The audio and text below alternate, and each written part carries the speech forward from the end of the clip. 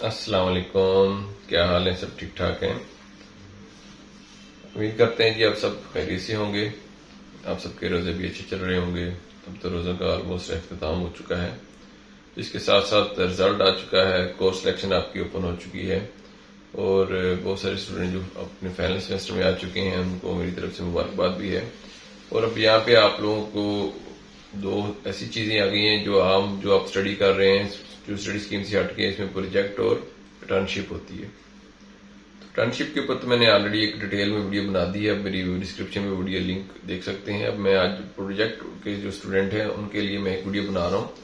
वो तमाम स्टूडेंट या तो जो अब्रॉड हैं, मुल्क से बाहर गए हुए हैं, या जो स्टूडेंट जो जॉब्स कर रहे हैं, कुछ गवर्नमेंट सेक्टर्स के अंदर है, कुछ प्राइवेट सेक्टर्स के अंदर है, उनके लिए इंस्ट्रक्शंस होती हैं कि आप लोगों ने प्रोजेक्ट ही करना है, आप इंटर्नशिप नहीं कर सकते। ठीक है, तो उसमें अगर इंटर्नशिप करना चाहते हैं तो उसके लिए थोड़ा सा क्राइटेरिया काफी इन्होंने डिफिकल्ट रखा हुआ है। उसमें ये होता है कि आप अपनी जॉब से लीव लेंगे 6 वीक की, 8 वीक की। ठीक है, लीव लेने के बाद फिर आप अपनी जो लीव फॉर्म वगैरह अपने सुपरवाइजर को उनको अप्रूव देंगे। अप्रूव देने के बाद फिर आप वहां पे किसी कंपनी से जाकर इंटर्नशिप कर सकते हैं। सेकंडली, आप अगर वहां से ही जिस कंपनी में आप काम कर रहे हैं वहां से इंटर्नशिप करना चाहते हैं तो वहां पे भी आपको फिर अप्रूवल लेनी पड़ेगी, बताना पड़ेगा कि मैं अपनी ड्यूरिंग जॉब इंटर्नशिप करूंगा मगर मैं ऑन लीव पर रह के ये काम करूंगा। तो ये आपके लिए डिफिकल्ट होगा। जहां पे काम कर रहे हैं तो इतनी छुट्टी आपको नहीं मिल सकती, तो क्योंकि ये 1.5 मंथ की तकरीबन होती है, 6 to 8 मंथ की होती थी, इसलिए आपको फिर प्रोजेक्ट की तरफ ही मजबूरन जाना पड़ता है।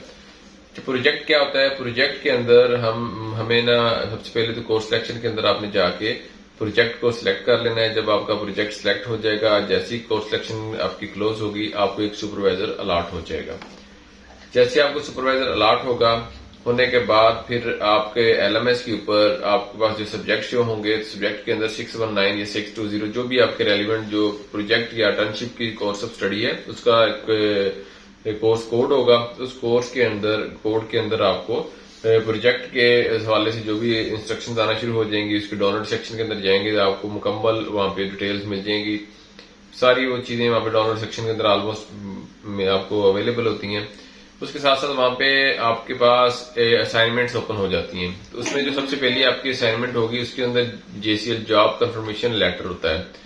उसमें आपने अपने आप को प्रूव करना होता है कि आप जिस जगह पे जॉब कर रहे हैं वहां से आपने एक लेटर, कंपनी के लेटर हेड के ऊपर वो अपनी मतलब कंफर्मेशन देनी है, जेसीएल जॉब कंफर्मेशन लेटर। तो वो आपने लेटर स्कैन करके अपने सुपरवाइजर को भी मेल करना है और आपने वहां पे सबमिट भी करना है। उसके बाद डाउनलोड सेक्शन के अंदर आपके पास आपके रेलिवेंट जो फील्ड ऑफ स्टडी है उसकी वहां पे लिस्ट आ चुकी होगी। आपने वो लिस्ट डाउनलोड करनी है। टॉपिक्स होते हैं, आपने जो भी मतलब आपको 10-12 टॉपिक दिए जाते हैं जो सूटेबल टॉपिक हो, जो आपके इंटरेस्ट के रेलिवेंट हो, जो आप जहाँ पे काम कर रहे हैं उसके रेलिवेंट है। सबसे पहले तो आपने इस टॉपिक को सिलेक्ट करना है। जब आप टॉपिक को सिलेक्ट कर लेंगे तो उसके बाद आपको फिर असाइनमेंट आपके एलएमएस पे एक ओपन होगी, उसमें प्रपोजल होता है। ठीक है, प्रोजेक्ट प्रपोजल, उसके अंदर आपने एक प्रपोजल बना के देना होता है। प्रपोजल वैसे देखने में तो प्रपोजल इस तरह हमें लगता है कि जस्ट जो प्रपोजल है वो शायद ये 1-2 लाइन का होता है, ऐसा नहीं होता। प्रपोजल के लिए पूरी आपने एक वर्किंग करनी होती है। वर्किंग करने के बाद अपनी एक प्रॉपर असाइनमेंट बनाने के बाद आपने सबमिट करनी, वो तकरीबन 8 से 10 पेजेस की आपकी प्रपोजल आपका होता है। तो वो आपने एमएस वर्ड फॉर्मेट में बनाना होता है और उस प्रपोजल को बनाने का जो फॉर्मेट है आपके डाउनलोड सेक्शन के अंदर ही वहां पे आपको अवेलेबल होता है। ठीक है, तो उसके अंदर सबसे पहले तो आपने टाइटल पेज देना होता है जिसके अंदर आपने इंट्रोडक्शन अपना देना होता है, स्टूडेंट आईडी होती है, यूनिवर्सिटी का नाम होता है, यूनिवर्सिटी का लोगो होता है। ठीक है, और डेट ऑफ सबमिशन के आप जिस डेट को उन्होंने कहा हुआ है कि लास्ट डेट है, आपने उस डेट की मतलब वो डेट वहां पे मेंशन करनी है। उसके बाद टेबल ऑफ कंटेंट होता है। टेबल ऑफ कंटेंट में बेसिकली जो भी हम मेन हेडिंग्स होती हैं, सब हेडिंग्स होती है, वो सारी एक पेज के ऊपर आ जाती है, जहाँ पे जो भी चेक करने वाला उसको पता हो उसने रिपोर्ट के अंदर ये मेन चीजें इसने यहाँ पे लिखी हुई है। ठीक है, फिर उसके बाद चैप्टर्स होते हैं। चैप्टर वन के अंदर इंट्रोडक्शन ऑफ प्रोजेक्ट, आपने अपने प्रोजेक्ट का इंट्रोडक्शन देना है। ठीक है, जो आप प्रोजेक्ट सिलेक्ट किया है, इमोशनल इंटेलिजेंस है। ठीक है, इसके ऊपर आप लेट्स सपोज आप कर रहे हैं इमोशनल इंटेलिजेंस इम्पैक्ट और इम्पैक्ट ऑन ऑर्गेनाइजेशन परफॉर्मेंस है। तो आपने जो भी टॉपिक सिलेक्ट किया होता है उसके रेलिवेंट आपने चीजें उसके अंदर वो सारी डाटा आपने पुट करना होता है। उसके बाद आ जाता है ये बैकग्राउंड। ठीक है, जो भी आपका रिसर्च वर्क है, ठीक है, जो आपने सिलेक्ट किया है उसका बैकग्राउंड क्या है। ठीक है, तो वो आप डिफरेंट रिसर्च पेपर से भी हेल्प ले सकते हैं, गूगल से भी ले सकते हैं, ठीक है। तो आपने डाटा वहां से पढ़ना है, पढ़ने के बाद अपनी वर्डिंग में लिखना है, क्योंकि इसमें प्लेजरिज्म की जीरो टॉलरेंस दे रही है यूनिवर्सिटी। आपकी वर्चुअल यूनिवर्सिटी में जीरो टॉलरेंस होती है प्लेजरिज्म के हवाले से। तो आप लोगों ने प्लेजरिज्म को आपने बिल्कुल ना होने के बराबर आपकी रिपोर्ट के अंदर होना चाहिए। किसी का डाटा कॉपी करेंगे तो जब वो आपका प्लेजरिज्म चेक होता है तो वहां पे सारी रिपोर्ट आपकी प्लेजरिज्म अगर आ जाती है तो आपको मतलब कह देंगे कि आप नेक्स्ट सेमेस्टर में एनरोलमेंट हो जाए, आपको वार्निंग भी मिल सकती है। तो आपने प्रॉपर उसका बैकग्राउंड देना है कि ये जो भी मैंने टॉपिक सिलेक्ट किया था, इस स्टार्ट कब हुआ था, किन किन लोगों ने इस पर रिसर्च की थी, इसके बेनिफिट्स क्या क्या थे, जो भी इस पे ऑलरेडी लोगों ने रिसर्च की होगी वो आपने उसमें से जो मेन चीजें लेके अपनी रिपोर्ट के अंदर वो दर्ज करनी होती है। फिर से ऑब्जेक्टिव होते हैं, हर चीज के ऑब्जेक्टिव्स होते हैं। ऑब्जेक्टिव क्या है, जो भी आपने टॉपिक सिलेक्ट किया उसके क्या ऑब्जेक्टिव्स हैं, वो आपने ऑब्जेक्टिव्स अपनी वर्डिंग में समझाने हैं, ठीक है। क्योंकि आप जिस ऑर्गेनाइजेशन के अंदर आप जब कोई प्रोजेक्ट सिलेक्ट करते हैं तो आपने ये भी बताया ना मैं किसी कंपनी में जॉब कर रहा हूँ, तो वो आपका जो प्रोजेक्ट आपने बताना है मैंने इस कंपनी, अगर आप यूनिवर्सिटी में पढ़ा रहे हैं तो यूनिवर्सिटी का रेलिवेंट होगा। अगर किसी बैंक में अंदर है तो बैंक पे फिट होना चाहिए। अगर आप किसी ऑर्गेनाइजेशन के अंदर गए हैं तो वहां पे उसके मुताबिक होना चाहिए। किसी हॉस्पिटल में, मतलब जो भी आपकी फील्ड है उसके मुताबिक वो चीजें आपकी वहां पे इंटरलिंक होनी चाहिए। फिर इसके बाद है सिग्निफिकेंस, उसके फायदे क्या हैं, उसके बेनिफिट्स क्या हैं। अगर आप वो काम करते हैं तो उसके ऑर्गेनाइजेशन को क्या फायदा होगा, ठीक है। आपकी जो रिसर्च वर्क से उस कंपनी को क्या फायदा होगा। फिर नंबर चैप्टर 2 आ जाएगा। चैप्टर 2 पे कहते हैं मेथडोलॉजी होगी, आपने कौन सी मेथड यूज करना है, ठीक है। आपने बताना है कि जो आपकी रिसर्च होगा क्वालिटेटिव होगा, क्वांटिटेटिव होगा, ठीक है। फिर डाटा कलेक्शन सोर्स है, आपने डाटा कलेक्शन कहां से करना है, मतलब इसमें प्राइमरी भी होगा, सेकेंडरी भी होगा, वो आप चीजें अपने साथ साथ वो एलेबोरेट करनी होती है, ठीक है। फिर इसके अंदर डाटा जो कलेक्शन टूल्स कौन से आपने यूज करने हैं, मतलब आपने कैसे डाटा कलेक्शन करना है। इसके अंदर आपने क्वेश्चनियर यूज कर सकते हैं, इंटरव्यूज कर सकते हैं लोगों से, ठीक है। कॉल करके आप लोगों से डाटा फीडबैक ले सकते हैं। फिर इसके अंदर पार्टिसिपेंट कौन कौन से होंगे, ठीक है। पार्टिसिपेंट मोस्टली जिस जगह पे आप काम कर रहे हैं वो होंगे, उसमें से मेल होंगे, फीमेल होंगे, एजुकेटेड होंगे, अनएजुकेटेड लोग होंगे, मैनेजर्स होंगे, हेल्पर्स, मतलब आपने जो पॉपुलेशन आपने सेलेक्ट करनी है उसके बाद टारगेट लोगों को करना है, वो सारे पार्टिसिपेंट, वो चीजें आपकी सारी इसके अंदर आ जाती है। फिर आपका फ्रेम वर्क होता है कि आपने किस तरीके से डाटा को कलेक्शन करना है, ठीक है। जो आपका क्वेश्चनियर होगा, क्वेश्चनियर डिजाइन करने में प्रॉपर एक मेहनत आपकी होती है, ये प्रॉपर एक अलग वर्क है क्वेश्चनियर बनाना और उसके अंदर क्वेश्चन सेट करना, ये प्रॉपर एक मुकम्मल रिव्यू रिपोर्ट की तरह एक काम है, ठीक है। तो क्वेश्चनर आप बनाएंगे, पहले क्वेश्चन बनाने के बाद फिर गूगल फॉर्म पे जाके उसको प्रॉपर उसकी अरेंजमेंट बनाएंगे, फॉर्मेटिंग करेंगे, फिर आप उसको लिंक बना के जो पार्टिसिपेंट्स होंगे उनको आपने वहां पे सेंड करना है। फिर आपने ये भी बताना है कि मैंने टोटल कितने लोगों को मैंने टारगेट करना है, पॉपुलेशन आपकी क्या होगी, इसमें से फिर टारगेट लोगों कौन से लोग होंगे, क्योंकि अगर 10,000 वहां पे बंदा काम कर 10,000 बंदों को आप नहीं शेयर कर सकते। फिर आपने उनको टारगेट करना है कि मेरे टारगेट के अंदर लेट्स सपोज मैं सप्लाई चेन का स्टूडेंट है तो मेरे सप्लाई चेन के रेलेवेंट जितने डिपार्टमेंट्स हैं उनके ये जो लोगों को मैं बेसिकली टारगेट करूंगा। तो ये चीजें सारी इसके अंदर आ जाती हैं। उसके बाद आपका फिर रेफरेंसेस आते हैं, आपने रेफरेंस देना है, आपका रिसर्च वर्क कहां से, ये रेफरेंसेस मोस्टली एपीए जो फॉर्मेट है आपने वो यूज करना होता है, ठीक है। इसके लिए प्रॉपर आपको फिर सीखना पड़ेगा। तो जो लोग प्रोजेक्ट करेंगे, प्रोजेक्ट बहुत डिफिकल्ट होता है, ठीक है। तो प्रोजेक्ट करने के साथ साथ आपने मेहनत लाजमी करनी है। आपने जो भी रिसर्च वर्क है आपको फिर इसमें प्लेजरिज्म चेक करने के सॉफ्टवेयर भी पता होने चाहिए, ग्रामेटिकली चीजें भी आपको आनी चाहिए, क्योंकि इसके अंदर फिर आपने जो वर्डिंग यूज करनी है वो भी आपको टेक्निकली प्रोफेशनल इसमें यूज करनी पड़ेगी, ठीक है। तो मैं खुद जो फाइनल ईयर प्रोजेक्ट्स बना के दे रहा हूं स्टूडेंट को और बिल्कुल माकूल मैंने इसके अंदर इसकी फीस रखी हुई है। जो स्टूडेंट चाहते हैं कि जी हम अपना इजीली अपना प्रोजेक्ट पास कर लें तो मुझसे कांटेक्ट कर सकते हैं। इंशाल्लाह आपको बेहतरीन किस्म का प्रोजेक्ट बना के दिया जाएगा और आपको पास होने की गारंटी दी जाएगी।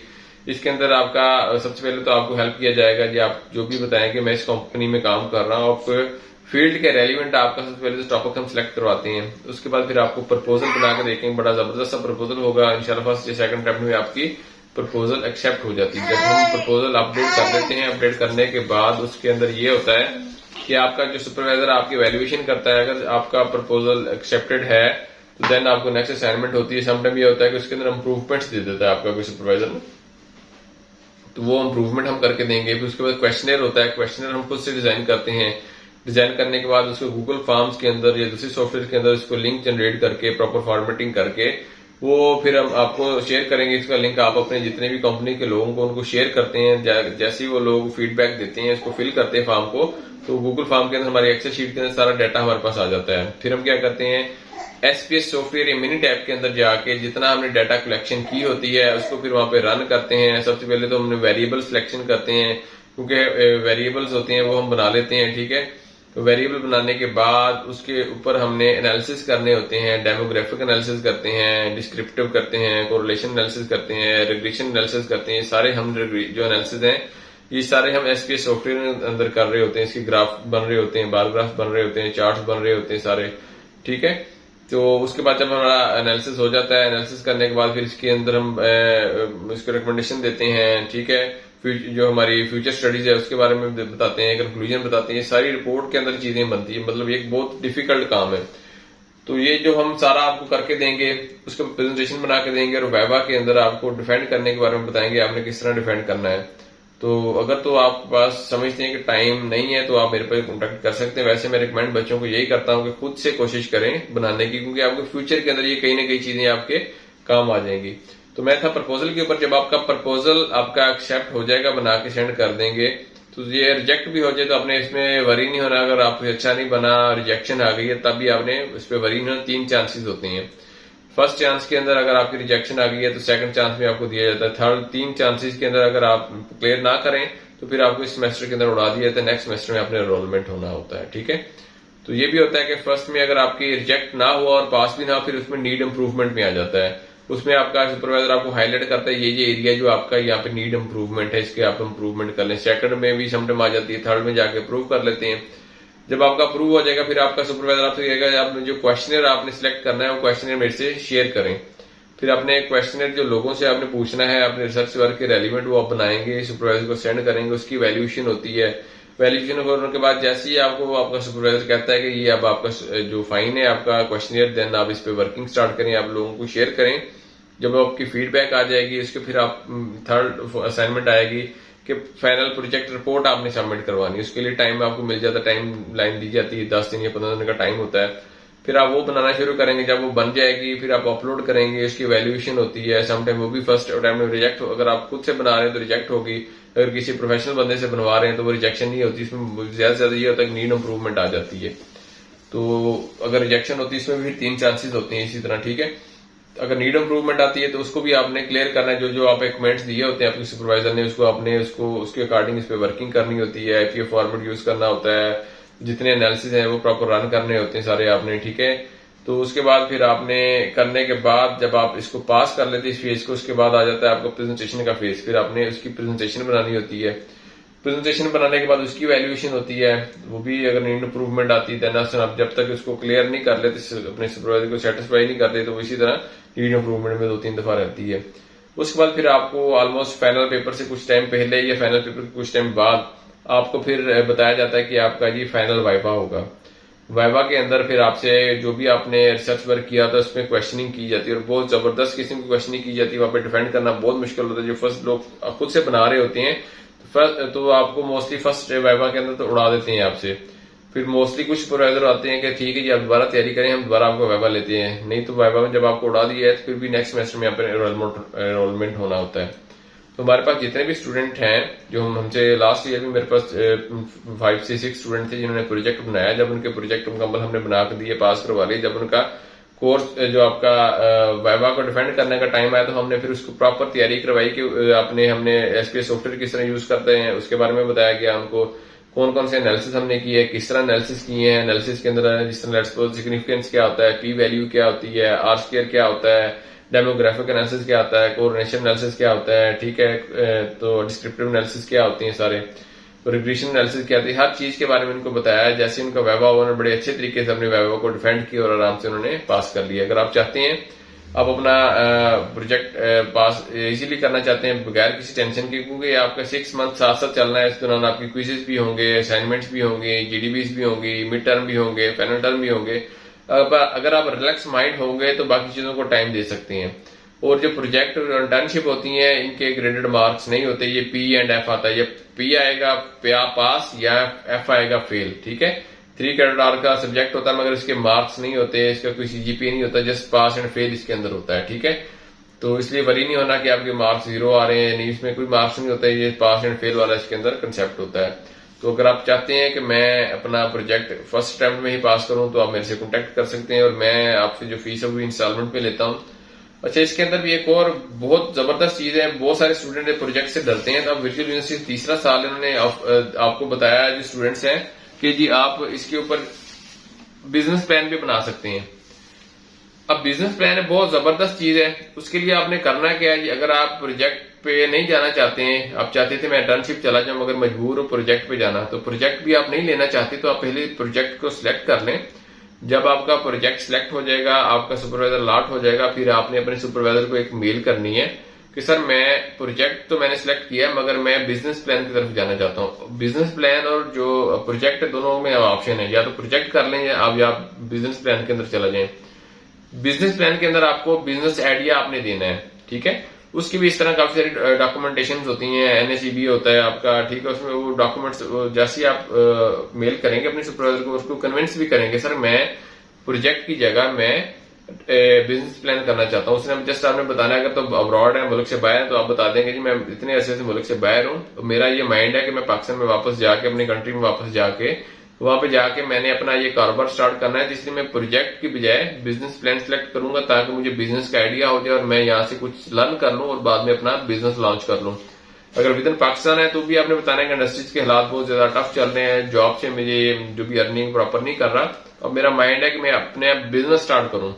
कोई भी बिजनेस आप जो भी आपका है, फास्ट फूड का है, इस तरह मैं एक एग्जाम्पल दे देता हूं, तो आप बताएं कि मैं अपना एक फास्ट फूड का रेस्टोरेंट ओपन करना चाह रहा हूं।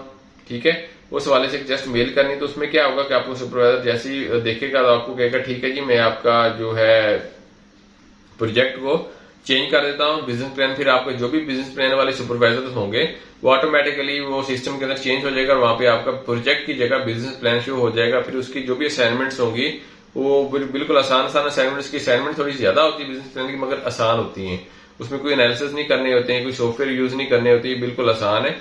और ये भी मैं बना के दे रहा हूँ अल्हम्दुलिल्लाह। ये मेरा अभी चौथा साल है, तो हर साल 2 से 3 स्टूडेंट मेरे पास आ जाते हैं जिनको मैं गाइड कर देता हूँ, और बहुत खुश होते हैं, क्योंकि ना तो उनको कोई टेंशन होती है। जो प्रोजेक्ट वाले स्टूडेंट है वो बहुत ज्यादा कहने की उनकी हेडेक होती है, टेंशन में रहते हैं कि पता नहीं बार बार जो इम्प्रूवमेंट्स में आ रही होती है उनकी ना, तो एक टेंशन होती है कि अभी तक पास क्यों नहीं कर रहे। तो सुपरवाइजर आपको छोटी छोटी कोई ना कोई आपसे गलती निकालते हैं, ये भी इम्प्रूव कर लें, ये भी इम्प्रूव कर लें, तो आपके लिए बहुत ज्यादा उसमें मसला मसैल पैदा होता है। ठीक है, तो जिस तरह मैंने फाइनल जो आपका फाइनल प्रोजेक्ट प्रपोजल के बारे में बताया था, ये आपके डाउनलोड सेक्शन में फॉर्मेट पड़ा होता है। इस तरह जो आपका फाइनल जो आपने रिपोर्ट बनानी होती है उसका फॉर्मेट भी इसके अंदर अवेलेबल होगा आपका जो डाउनलोड सेक्शन के अंदर है, तो उसके अंदर भी आपने चीजें सारी उसके अकॉर्डिंग करनी होती है। ठीक है, उसमें लेट्स सपोज सबसे पहले तो आपका आ जाएगा जी फॉर्मेट के अंदर सबसे पहले तो आपका टॉपिक का नाम आ जाएगा। ठीक है, फिर इसके अंदर डेडिकेशन है, ऑप्शनल होती है, किसी को अपने जो प्रोजेक्ट है रिसर्च रिपोर्ट डेडिकेट करना चाहते हैं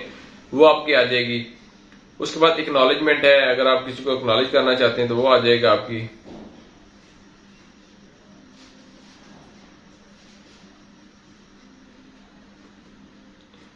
फिर उसके बाद एब्स्ट्रैक्ट होता है, आपने मुकम्मल जो भी आपने रिसर्च वर्क है उसको एक छोटे से दरिया को मतलब कूजे के अंदर बंद करने के हिसाब से होता है, बिल्कुल आपने उसको मेन जो आपने ना ओवरव्यू उसका दे देना है। ठीक है, उसकी समरी बता देनी। फिर टेबल ऑफ कंटेंट आ जाता है आपका। अच्छा, टेबल ऑफ कंटेंट में उन्होंने फॉर्मेटिंग आपको दी हुई है कि आपने किस तरह जो आपने उसकी बाउंड्रीज वगैरह देनी है। फिर आपके चैप्टर्स आ जाते हैं आगे। चैप्टर 1 के अंदर इंट्रोडक्शन होता है, उन्हें इंट्रोडक्शन दे देना है। उसके बाद बैकग्राउंड आपका आ जाता है कि जो अपने प्रोजेक्ट जो आपने जो प्रपोजल के अंदर काम किया वही कॉपी पेस्ट भी आप कर सकते हैं। फिर ऑब्जेक्टिव्स आ जाते हैं, सिग्निफिकेंस आ जाते हैं आपके, वो आपने बताने। चैप्टर 2 के अंदर लिटरेचर रिव्यू आता है। फिर आपने लिटरेचर रिव्यू आपने बताना है कि पिछले लोगों ने क्या इस पर रिसर्च की थी, किस तरह इन्होंने इसके ऊपर रिसर्च की थी, रिसर्च के रिजल्ट्स क्या आए थे, वो आपने जो ऑलरेडी काम हुआ हुआ है, रिसर्च वर्क हुआ हुआ है, उससे में आपने डाटा लेना है, अपनी वर्डिंग में लिखना है, कॉपी पेस्ट नहीं करना है यहाँ पे भी, क्योंकि प्लेजरिज्म बहुत सख्त है, जीरो टॉलरेंस है। फिर इसके बाद चैप्टर 3 आ गया आपके, उसके अंदर रिसर्च मेथोडोलॉजी आ गई है। आपने बताना है कि डाटा कलेक्शन टूल्स आपने कौन से यूज किए थे, ठीक है, इंस्ट्रूमेंट आपके कौन से थे, पार्टिसिपेंट कौन कौन से थे, आपने जो टेक्निक्स आपने कौन कौन सी यूज की थी इसके अंदर, ठीक है। फिर आपका डाटा एनालिसिस, अब जो मेन काम है ये डाटा एनालिसिस का होता है। फिर आपने बताना है जी मैंने इसके अंदर डेमोग्राफिक एनालिसिस किस तरह किया है, कोरिलेशन एनालिसिस किस तरह किया है, डिस्क्रिप्टिव किस तरह किया है, रिग्रेशन एनालिसिस किस तरह किया है, ठीक है। सब आपने जो भी एनालिसिस किए हुए हैं, फिर आपने बताना है जी H0 था या H1 था, मतलब आपने जो हाइपोथेसिस सिलेक्ट किए थे वो नल थे या एक्सेप्ट हुए थे या रिजेक्ट हुए थे, उस हवाले से फिर आपने उसकी समरी एक बनानी है मुकम्मल की। फिर आपके चैप्टर 5 रहता है, उसके अंदर आपकी कंक्लूजन आ जाती है, रिकमेंडेशन आ जाती है, लिमिटेशन आ जाती है, वो आपने बतानी है। आपने जो रिसर्च वर्क किया कंक्लूजन आपकी बतानी है कि क्या जो मैंने टॉपिक सिलेक्ट किया था, जो हमने इसके ऑब्जेक्टिव सिलेक्ट किए थे, ऑब्जेक्टिव के मुताबिक हमारा वर्क हुआ है या उसके एंटी हुआ है। फिर उसकी रिकमेंडेशन आपने बतानी है जी, अपने जो कंपनी है उसको रिकमेंड करेंगे इस रिसर्च वर्क के मुताबिक आप ये मैं रिकमेंड करता हूँ ये काम कर लें ताकि आपके लिए इंप्रूवमेंट्स वहां पे आ जाएं। फिर लिमिटेशंस क्या है, हर चीज की एक लिमिटेशन वो आपने बता देनी है उसके अंदर, ठीक है। फिर रेफरेंसेस होते हैं, रेफरेंसेस आपने जहां पे भी कोई सर्चिंग की है, जहां से डाटा लिया है, ऑनलाइन लिया है, किसी का रिसर्च वर्क से लिया है, तो वो आपने APA फॉर्मेट, एक स्पेशल किस्म का फॉर्मेट होता है APA फॉर्मेट, आपने वो वहां पे फॉलो करना होता है, ठीक है। तो ये मैंने ओवरऑल आपको एक मुकम्मल प्रोजेक्ट के बारे में बता दिया है, ये इसके फेजेस होते हैं, ठीक है। इसी को आपने फॉलो करके चलते रहना है। आप LMS के ऊपर आपने रेगुलर चेक करते रहना है, क्योंकि कब कोई असाइनमेंट आ जाए आपको पता नहीं। जब आप रेगुलर चेक करते रहते आपको पता होता है कि कौन सी असाइनमेंट आ गई और किस डेट को आपने सबमिट करवानी है। तो अगर आप चाहते हैं जी मैं अपने टाइम बचाऊं, ठीक है, और अपने आप को जल्दी से पास करके अपनी डिग्री कंप्लीट करूं, तो आप मुझसे कॉन्टेक्ट कर सकते हैं। फाइनल ईयर प्रोजेक्ट भी आप बनवा सकते हैं, इंटर्नशिप रिपोर्ट भी बनवा सकते हैं और बिजनेस प्लान भी बना सकते हैं। तीनों के बिल्कुल माकूल में आपसे फीस लेता हूं, और ये सबसे अच्छा जो बेनिफिट आपको देता हूं कि मैं इसकी इंस्टॉलमेंट कर देता हूं ताकि किसी भी स्टूडेंट पे कोई बर्डन ना आए और आप सिक्योर रहें कि जी मैंने जिसको पेमेंट किया मेरा साथ साथ काम भी हो रहा है। तो अब सबसे मैं रिक्वेस्ट कर रहा हूं कि जो भी जितने भी आप स्टूडेंट्स हैं, दोस्त हैं, मेरे भाई हैं जो चैनल को देखते हैं, आप सबसे रिक्वेस्ट है कि चैनल को जरूर सब्सक्राइब किया करें, क्योंकि लास्ट में अभी इसका रिव्यू में चेक कर रहा था चैनल के, तो 80% बहुत सारे ऐसे मेरे व्यूवर्स हैं जो मेरे लिए बहुत मोहतरम हैं। तो 80% वो सारे हैं कि जो मेरे नॉट सब्सक्राइबर्स हैं, व्यूवर्स हैं, मगर उन्होंने अभी तक चैनल सब्सक्राइब नहीं किया। और 20% वो लोग हैं जो मेरे चैनल को देखते हैं रेगुलरली और वो सब्सक्राइबर हैं। मेरी उन तमाम दोस्तों से गुजारिश है, ये सब आप लोगों का प्यार है, आप लोगों की मोहब्बत है कि जैसे आप लोगों ने एक सब्सक्राइब का बटन प्रेस करना है और मेरी इससे सपोर्ट हो जाएगी। तो उम्मीद करता हूँ आप मुझे लाजमी सपोर्ट करेंगे। और अगर आप खुद से बनाना चाहते हैं, प्रोजेक्ट बना रहे हैं, इंटर्नशिप बना रहे हैं या बिजनेस प्लान बना, आपको किसी जगह पे भी कोई मसला आता है, कोई प्रॉब्लम आती है, गाइडलाइन आती है, फील फ्री आप कॉन्टेक्ट करें। मगर ये कोशिश किया करें दिन टाइम करिए, अगर आप 10-11 बजे के बाद ना कॉन्टेक्ट करें, सो रहा होता है तब डिस्टर्ब होता है। तो आपकी जो भी इश्यूज हैं बताएं, इंशाल्लाह मैं आपको फ्री ऑफ कॉस्ट वो मैं गाइडलाइन दूंगा आपको। मैं कोशिश करूंगा वो जो चीजें आपकी हैं मैं आपके कंसेप्ट भी क्लियर करूं, आपकी क्वेरीज भी क्लियर करूं। तो अगर आप खुद, मैं रिकमेंड स्टूडेंट को यही करता हूं कि खुद से बनाए। अगर टाइम नहीं है आपके पास, मजबूर है, तो देन आप मेरे पास आ सकते हैं। अगर खुद भी बना रहे हैं, आपको कोई प्रॉब्लम्स हैं, कोई इश्यूज हैं, आप मुझसे जरूर डिस्कस करें, इंशाल्लाह मैं आपको लाजमी गाइड करूंगा। आप कमेंट्स में भी बताया करें, ठीक है, जो भी आपके क्वेश्चंस हैं। मैं वैसे तो मोस्टली वीडियो के अंदर अपना नंबर दे देता हूं, फिर भी अगर आपका कोई कमेंट है, कमेंट्स के अंदर आप क्वेश्चन है, तो कमेंट के अंदर वो क्वेश्चन आप मुझसे पूछ सकते हैं। तो इंशाल्लाह मिलते हैं नेक्स्ट वीडियो में। अस्सलाम वालेकुम, जज़ाकल्लाह।